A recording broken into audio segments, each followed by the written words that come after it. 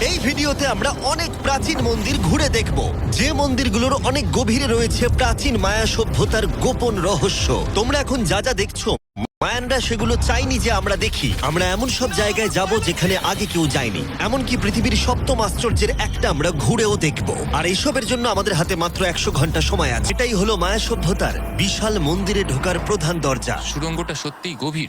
প্রথমে আমি যাব। হ্যাঁ ঠিক আছে, সাবধানে আমার কোনো এগোবে কিন্তু। অসুবিধা নেই। এই মন্দিরটা প্রায় 2000 বছরেরও বেশি পুরনো। এটা অসাধারণ। মাই গড, ও ওয়াও! এই মন্দিরে ঢুকলে প্রথমেই দেখা যাবে একটা বিশাল মূর্তি, যে ছিল একজন শস্যের দেবতা, একটা জাগুয়ারের মুখের ভেতরে। এটা সত্যি অসাধারণ। ও মাই গড! আমি তোমাকে বলবো আমার কি মনে হয়, তারপরে তুমি আমাকে বলো, ঠিক আছে?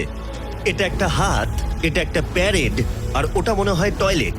না, ভুল বলেছো। ঠিক আছে।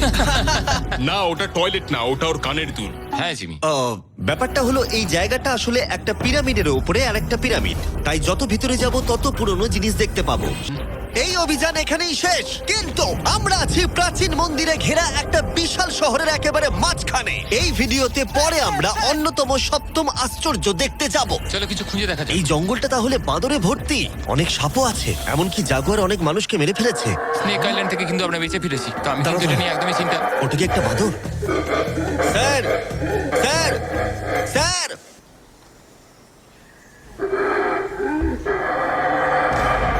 ঠিক আছে ছেলেরা, আজ রাতে এই জায়গাটাতেই আমাদের ক্যাম্প হবে। ওই হ্যামকটা- তোমরা একটু ভালো করে ঘুমাও, কারণ এই ভিডিওটা সবে শুরু হয়েছে। গুড মর্নিং ছেলেরা। Good morning. প্রথমেই আমরা এই বিশাল পরিত্যক্ত শহরের বাকি অংশ ঘুরে দেখব। এখন এই জায়গাটা দেখে কল্পনা করাও কঠিন যে আগে এটা কেমন ছিল, তাই আমি তোমাদের বলবো প্রায় 1000 বছর আগে এখানে প্রচুর মানুষ বাস করত। তখন জায়গাটা এরকমই ছিল। এক সময় এখানে এরকমই রাস্তা ছিল, প্রায় সব জায়গাতেই মন্দির ছিল। শহরটা ছিল উন্নত, কিন্তু ভেতরে গেলে অসাধারণ শিল্পকর্ম দেখা যাবে, ঠিক এই রকম। অনেক বড় জায়গা। এটা অবিশ্বাস্য। এই ভিডিওগুলোর প্রিয় অংশ হচ্ছে যখন আমরা প্রাচীন চিত্রগুলোকে জীবন্ত করে তুলি, আর তাই ওরা কি বোঝাতে চেয়েছে আমরা বুঝতে চেষ্টা এটা করব। কিন্তু দারুণ। এই ছবিতে মায়ানদের 2500 বছর আগের সমাজ চিত্র কেমন ছিল দেখা যাচ্ছে। এটা অসাধারণ। নোলান ভেবেছিল ওটা একটা লামা, এটা নিয়ে আমরা পরে কথা বলবো। নোলান, তুমি ওটাকে লামা দেখো ভেবেছিলে? আমি ভেবেছিলাম যে এটা চোখ, এটা মুখ, আর ওটা না পা। মানে আমি তো ভাবতাম তুমি বেশ বুদ্ধিমান। নোলানের সাথে মজা করার পরে নোলান তারিখকে প্রতিদান দিল একটা মাকড়সা দিয়ে। শুধু তারই কি? পালাও পালাও পালাও, এখানে একটা মাকড়সা, ও, পালাও। ও, ও, তারিখ মনে হয় পালাবে। আমার বন্ধুরা অদ্ভুত ভাবে মজা করে, কিন্তু মায়ানরা আরো অদ্ভুত ছিল। প্রায় 2000 বছর আগে রাজা এবং রানী এখানে থাকতো, কিন্তু 2500 বছর আগে এখানটা এরকম দেখতে ছিল। প্রচুর মানুষ এখানে এসে জড়ো হতো, এমনকি ঘন্টার পর ঘন্টা অপেক্ষা করত শুধু একবার রাজাকে দেখবে বলে।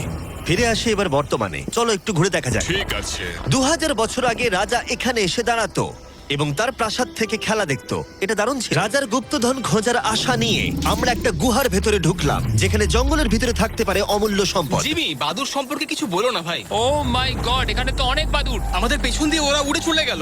আসলে মায়ানরা মনে করতো এটা পৃথিবীর একটা মনস্টারের মুখ। আমাদের মাথার ওপরটা একবার দেখো, আমাদেরকে বাদুর ঘিরে ধরেছে। প্রায় 1000টা বাদুড় মাথার ওপর উঠছে। ভাই এটা বাদুরদের ঝড়। যদি কোনো মায়ানদের গুপ্তধন থেকেও থাকে তাহলে বাদুড়ের পটির নিচে। পটির নিচে। আমার মনে হয় আমরা গুপ্তধন পেয়ে গেছি, চলো এবার যাওয়া যাক। এখানে প্রচুর বাদুর আছে, তাই আমি চাই তুমি তাড়াতাড়ি এগো।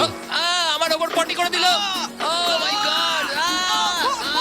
আমার কাছে এটাই আসল গুপ্তধন।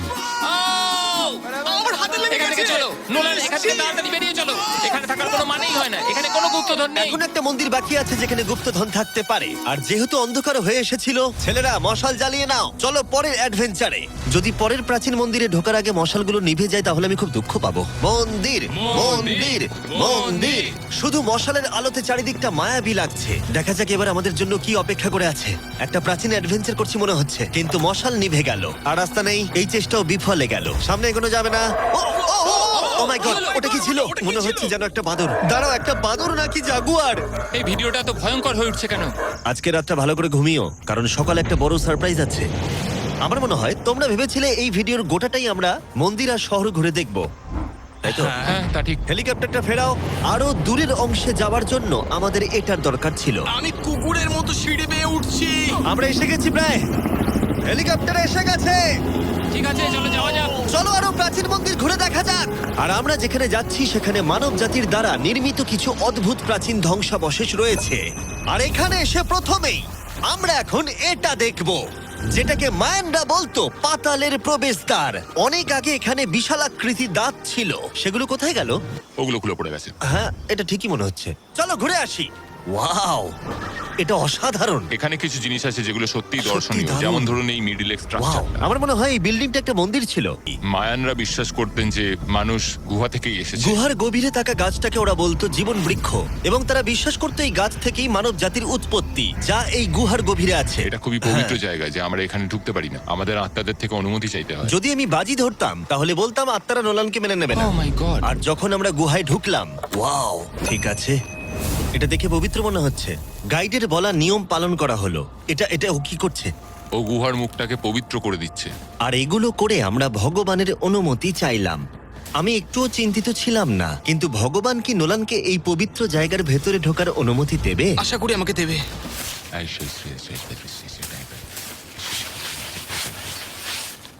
আমার মনে হয় এটা ভালো। এটা কি হচ্ছে? ঠিক আছে, ও ও ও কি ভালো? তাহলে আত্মারা ওকে ফিরিয়ে দেয়নি। যাক বাবা। তাই ভগবানের আশীর্বাদ পেয়েই আমরা জীবন বৃক্ষের উদ্দেশ্যে যাত্রা শুরু করলাম। কিন্তু যতই গুহার ভিতরে যাচ্ছিলাম ততই গরম গরম করছে, আর যত ভেতরে ঢুকবে তত শ্বাস নিতে অসুবিধা হবে। শ্বাস নিতে অসুবিধা হবে। প্রচন্ড গরম। গুহার যত গভীরে আসছি বাতাস তত কমে আসছে। জানি না তোমরা ঘাম দেখতে পাচ্ছ কিনা, এখানে সত্যি খুব গরম। এই গুহাটা অনেকটাই গভীর, তবে এটা ভালো এখানে কোনো বাদুড় নেই। এখন তোমরা এখানে যা যা দেখছো, মায়ানরা চাইনি আমরা সেটা দেখি। ওরা এই জায়গাটা বন্ধ করতে চেয়েছিল। নিজেকে 2000 বছর প্রাচীন একটা মায়ান ভাবো, তারপর দেখো এত সুন্দর একটা গুহা, তার সাথে এত সুন্দর একটা ঘর, ওয়াও, আর এই দুর্দান্ত গাছ। ও, আমি কি একমাত্র যে ভেবেছিলাম জীবন বৃক্ষ আসলে একটা সত্যিকারের গাছ? হ্যাঁ, এটাই হচ্ছে এখানকার সব থেকে পবিত্র জায়গা। এই সব জিনিসগুলো কি মায়ানরা নিজেরাই তৈরি করেছিল? আগে হ্যাঁ, ওই যে বড়গুলো দেখছো, হ্যাঁ। ওটাতে ওরা ধূপ জ্বালায় এবং ভগবানের দৃষ্টি আকর্ষণ করার চেষ্টা করে। এটা সত্যিই অসাধারণ। যদি তুমি 1000 বছর আগের মায়ান হতে, তাহলে তুমিও বিশ্বাস করতে এখান থেকে মানুষের উৎপত্তি। বুঝতে পারছি কেন ওরা এই জায়গাটাকে পবিত্র বলে মনে করে। একদম ঠিক কিন্তু বলেছো। এই গুহাটা সত্যিই ছিল খুবই বিপজ্জনক, কারণ এরপর যেখানে যাচ্ছি সেখানে নিঃশ্বাস নেবার জন্য অক্সিজেন ট্যাঙ্কের দরকার পড়লো। ভিডিওতে এসব জিনিস আমি করি কেন? যাতে আমি মারা যেতে পারি। ও ভাই, এটা তো এটা খুবই বাজে আইডিয়া ছিল। তাই কয়েকবার প্রাণ ভরে অক্সিজেন নেবার পরে কতটা গভীরে যাব আমরা? প্রায় 2 ফুটবল মাঠের সমান। নোলান বোধহয় ঠিকই ধরেছিল, কারণ গাইড আমাদের প্রথমেই যেটা দেখাতে চাইলো। যাই হোক, ও, আমার মাথাটা একটু ঘুরে গেল। তুমি ঠিক আছো তো? না, না, আমি একদম ঠিক আছি। তুমি যাই বলো, একটু অক্সিজেন নিতেই হবে। নিঃশ্বাস নাও। যাই হোক, তুমি কি বলছিলে? আচ্ছা, এগুলো কিছু সেরামিকের টুকরো পড়ে আছে। ওয়াও, এটা তো দারুণ। আচ্ছা, আমি কি একটা বাড়ি নিয়ে যেতে পারি? হ্যাঁ, তুমি যদি জেলে যেতে চাও তো ঠিক আছে। আমাকে জেলে যেতে হ্যাঁ, হবে? অবশ্যই। ঠিক আছে, আমি বাড়ি নিয়ে যাব না। বন্ধুরা, আমি বিশ্বাসই করতে পারছি না যে ওরা আমাকে বিশ্বাস করেছে। ওরা কতটা সরল। এবার দেখো আমি ওদেরকে কেমন ভয় দেখাই। এই সুড়ঙ্গের ভেতরে বাদুরগুলোকে একবার দেখো। চলো যাওয়া যাক। দাঁড়াও, আমি আসলে অদ্ভুতভাবে বলতে গেলে আমি জানি না বাদুর কি মানুষকে কামড়ায়। আমি একটা লুকোনোর জায়গা পেয়েছি। এখানে একটা বাদুড় আছে। জিমি, একটু অক্সিজেনটা নাও, আমরা কিন্তু আরো গভীরে যাচ্ছি। হ্যাঁ, এখানে দাও তো। হাওয়া একদম নেই বললেই চলে। কিন্তু সুড়ঙ্গের শেষের দিকে এসে আমরা এই গোপন সুড়ঙ্গের মালিকের মুখোমুখি হলাম। ওখানে রয়েছে ঠিক আছে। স্ট্যালাকটাইটস। ও দাঁড়াও, জিমি, তোমার পেছনে বিশাল বড় একটা মাকড়সা। ও মাই গড! মায়ানরা এখানে পোকামাকড় রেখে দিয়েছে কেন? তোমরা কি বলো, পৃথিবীর সব থেকে বড় মাকড়সা মায়ানদের এই পবিত্র জায়গার গোপন সুড়ঙ্গের শেষে কি করছে? ওই নিশ্চয়ই এখানকার পাহাড়া। তুমি কি বলছো? আমারও তাই মনে হয়। তাই আমরা ওর সাথে লড়াই করার বদলে আমরা গোপন সুড়ঙ্গের গোপনীয়তা বজায় রাখলাম।